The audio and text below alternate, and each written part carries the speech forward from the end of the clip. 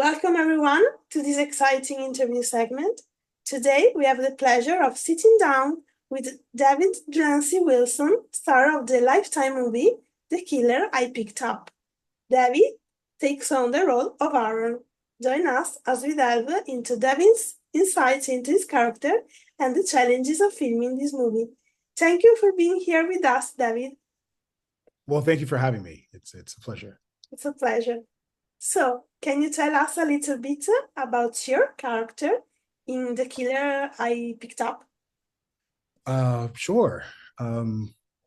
Aaron is so a little bit about my character. Yeah. Yeah, Aaron is a complicated guy. He's charming, he's handsome, he's polite, he's all of those things, but he's also mysterious. He's got, a little bit of like an allure or dark side to him. And he loves deeply is that's how I would describe Aaron, you know. Amazing. And Mhm. what initially attracted you to your role in The Killer I Picked Up? What initially attracted me to the role of the killer I picked up? It was, you know what? It was Aaron's story. I was enamored with the complexity of Aaron himself. As I said, he's a charming guy. He is all of these things, and yet his worldview is so thrown in a way. And so I loved the fact that I could play this character who has a lot of danger, who brings a lot of charm, but also has a lot of vulnerability. And I think that oftentimes, when given opportunities to play some of these outside of the box characters, many actors often go to extreme lengths in terms of bringing these characters to life, whereas I felt like there's so much truth with Aaron's story, and while he is an extreme, I believe that everybody can relate to him. So it was just an opportunity for me to challenge my skills and my ability. It was a challenge in my skills and my ability to bring forth this character in a way that was truthful and honest, and reflected my interests. That's amazing. And what do you think makes this movie so special and captivating? And what do you hope audiences will take away from watching The Killer I Picked Up? Um, so, sorry, can you repeat the question for me? Yeah. What do Mhm. you think makes this movie so special and captivating? Mhm. And what do you hope audiences will take away from watching this movie? Okay, well, what do I think is so special and captivating about this story or this movie? Um, the story is so good, you know, like truly. There's a bit of reality. It's not like it's so far fetched where you have this circumstance this is totally unrealistic, and these characters that are so away from the real world. Like, somebody can relate to it. I'm sure you've been in a taxi or a situation where a stranger has made you feel frightened, and and it becomes this thing of like, okay, well, or you flirted with somebody at a bar, or you flirted with somebody at a coffee house, and it becomes like, okay, when is this situation too far?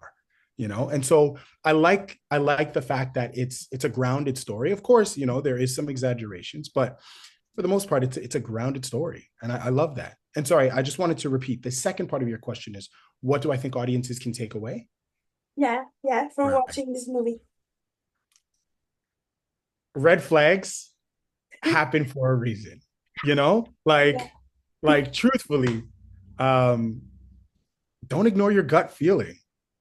Again, we are in imagine yourself, you're in a situation where you're looking to earn an extra income, and I've been in plenty. We have a rideshare system here called Uber. Yeah. I don't know what you guys have out there, but Yeah. I've been in Yeah. plenty of Ubers where I've talked to people who have. I was in an Uber last week, and the person was also, this was his side hustle that he was doing. And so again, like these are situations where you're meeting everyday strangers and they're getting into an intimate setting with you in a car, you know, and that already presents a great amount of danger. And so, yeah, I would say the takeaway is always be vigilant. Yeah. Don't ignore red flags when you see them. And I was even in talking about this and even thinking about your question further. I even really like the relationship that Patrice Goodman and Eden Cupid, that's who plays Patrice's daughter, the relationship that they portray on screen. That's Angela and Brianna. Um, it's such a beautiful relationship. There's so much honesty and there's so much truth in their relationship, and it's and like so at some point in time, Brianna is like warning her mom. She's like, you know, I don't know. And again, like Patrice's character Angela is just totally ignoring it. Don't ignore red flags. You know, people are in your lives for a reason. Listen to what they have to say. Seek wise counsel. Yeah. Okay. So, what was your it like working with the rest of the casting crew on set? It was lovely. Uh, I think working with the cast and crew, Annie Bradley being the director. Let me first off start by saying Annie Bradley is the head of the Directors Guild here in Canada, or sorry, here in Ontario. And so being able to work with somebody who is so seasoned and so well informed as a director, so precise with her vision, it was a dream come true. Like it was truly a masterclass, just sitting there and just listening to what it is that she had to say. And while that was amazing in itself, now consider me, someone who's relatively new to the industry, being able to have creative direction in terms of what it is that I can do with my character. I loved the fact that I was able to make suggestions. I was able to make creative decisions and creative choices that may not necessarily have been on the script, but made it into the final cut to give the audience member Easter eggs so that even if they watch it a second and a third time, they can pick up things that they may not have picked up in the first pass. You understand what I mean? Yeah. And so working with a director that trusts you as the actor is a beautiful thing because it's a truly collaborative process, you know? And then, of course, you got um, Patrice Goodman, you've got Colton Stewart, you've got Eden Cupid, you got Raven Dowda, you got Carlos Gonzalez Vio. Like these are all seasoned actors. And so being in a room with a whole bunch of people that you can play off of, that it never makes any scene stale. Like it was truly a beautiful collaborative experience is what I would say. Amazing. And what can you tease about your character journey? What can I tease about my character's journey Yeah. without giving too much away? Yes. Uh he's complicated. Um yeah, as I said, you know, it's he's more than what meets the eye.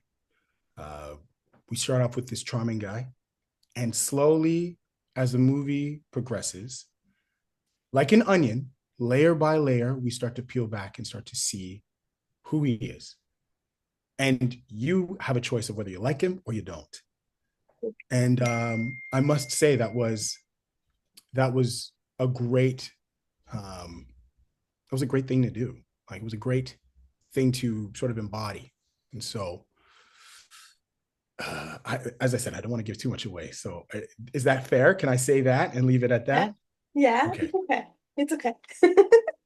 So, what was your favorite scene or moment while filming The Killer I Picked Up?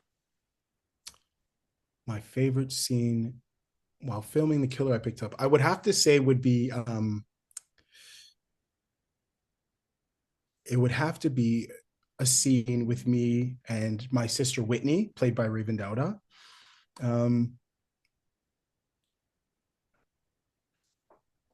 and the reason why I chose that, or why I think that that's my favorite, is because again, the audience is met with this charming guy, this well-spoken, handsome individual, and he has got to put this mask on for everybody else.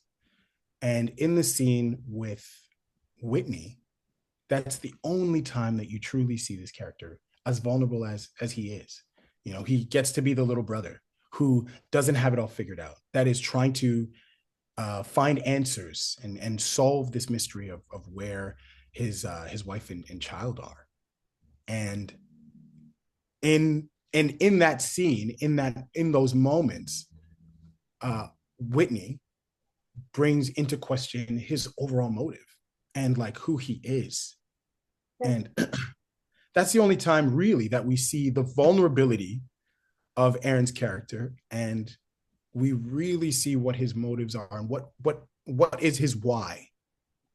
You know, I Yeah. mean, we've got a character that has experienced life done to him. You know, whether it's abuse from his father, or the loss of his wife and his daughter, and so he walks around with a chip on his shoulder.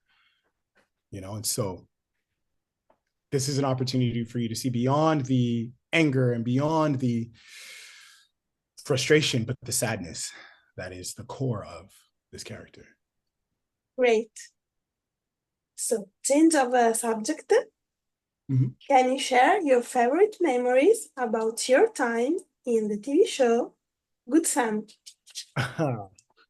I've got two good memories. No, I've got plenty of good memories or plenty of favorites, but I will share with you two of them. One of them was, of course, the scene where I got to pretend to be high on camera. Um, it was really cool because I've never really experienced that, being uh, never had to be drunk, be high, or any of those things on camera where I'm like out of my mind. So to be able to have that much fun on camera was great. It was pretty much like the director just pointed the camera at us and said, "Okay, go," you know, and we were improvising the whole thing. It felt like I was back in art school, you know, Yeah. improvising with my other artists, the other artists that are around me. And the second one was one that was a conversation that took place behind the camera. I was in the room with a few other actors, and they were expressing or talking to me about, you know, what it is to be a producer. And at that point in time, I was also curious about wanting to produce. I wanted to produce. I was looking to create films that I could be seen in and that I could be, you know, the romantic lead, like The Killer I Picked Up. Um, and yeah, at that point in time, it was a really frustrating point in my career because at that point in time, I was just doing a lot of cop, detective, like, because I'm not a small guy, and I read big on camera. So I was tired of doing the cops. And so I was like, you know, what else could I do? I could write, I could produce, and then boom, this opportunity happens, and I'm in a room with a whole bunch of actors who are also producers, and they're talking about their vision and what it is that they did in order to create or captivate a career that they could define and they enjoyed. And so they opened the floor and let me ask as many questions as I possibly could. And a few weeks later, I co-produced my first short film, and you know, the rest is history. So yeah, those are my two favorite moments. That's amazing. So, talking about your career in general, Mhm. what have been some of the most memorable projects you have worked on throughout your career, and why for you? Okay. Um, well, one of the, I'll talk about two. Mhm. One being, I was recently in a movie called Trap, directed by M. Night Shyamalan, and Josh Hartnett as the lead. Uh, that was amazing because it's M. Night Shyamalan. You know, you get to work with somebody who is literally at the top of their game, and Josh Hartnett, who has been a superstar for so long. It was really awesome to see that, as big as these individuals are, they're so humble and they were so kind. And again, as we talk about collaboration, because that's the truest expression of our art form, being able to collaborate with other artists and creating these masterpieces. I loved being on set and just being sort of like a fly on the wall, watching this huge production and sort of being a part of it. It was a humbling experience. Um, but that's definitely one of my favorite moments of being an actor, like thus far, you know. And funny enough, one of my favorite projects is actually not yet completed. I'm playing Mufasa in Lion King here in Toronto, and so we're right now doing what we would consider a tech week, or what we know as tech, which is essentially where we're staging things and we're putting things together. And sort of our opening is going to be next Saturday. And so the excitement of playing a father, and I'm sure, I don't know if you remember, but the reason that's why we had to postpone my original interview date is because it was the birth of my second son. So I literally, yeah. So my Congratulations. child, yeah, thank you. So my baby is literally like 4 days old. And I'm playing a father on stage as Mufasa. It's a beautiful moment for me, and this is a really, really special time. And so, yeah, I would say those are my two huge favorite things that I've got going on so far. Great. A Mm-hmm. quick question. Mm-hmm. At Survive the Shows, we are big fans of Christmas rom-coms. Uh-huh. What is your all-time favorite? That's a tough question. There's so many. I think this is going to be kind of embarrassing because I love a silly Christmas movie. Well, no, it's not embarrassing. I don't care. No. Um, one of my favorite would have to be Office Christmas Party. It's a really like left field, like a really wild one, but it's great because it's hilarious and there's a whole bunch of aspects of it. It's sort of like what it is being an adult during Christmas time, like what it is in comparison to like when you're a child, because of course, as your love for Christmas has always been consistent, the reasons for it has sort of changed. What I was excited about at Christmas time when I was a child was, of course, the gifts and the giving, and whereas now it's about now giving the gifts, watching my children, get super excited about Christmas for them. It's about giving back to the community. Those are the things that now get me excited. But I love a good old silly Christmas film. And of course, the classic, you got to go with The Grinch That Stole Christmas, right? That's like the original, Yeah, for me, the original rom-com. The Grinch found love. So, yeah, great. So the last question. mhm. Can you tease something about your next projects? Well, now that we're on the topic of Christmas, I'm actually in a Christmas murder mystery that's airing on Hallmark Plus. It's called Mistletoe Murders. Oh, great. Yeah, yeah. I'm in a couple of episodes where I get to play like sort of the red herring, which is really exciting. And of course, as I mentioned, The Lion King that I'm going to be starring in as Mufasa is those are a couple of projects that are coming up. So I'm really excited about that. I'm really excited about this next season in my journey. And yeah. Yeah, that's great. Mhm. And so this is it. Make sure all of you to go to the killer I picked up on Lifetime platform. And thank you, David, to join us today. Thank you for having me. It's a pleasure. And thank All right. you all for watching. Bye.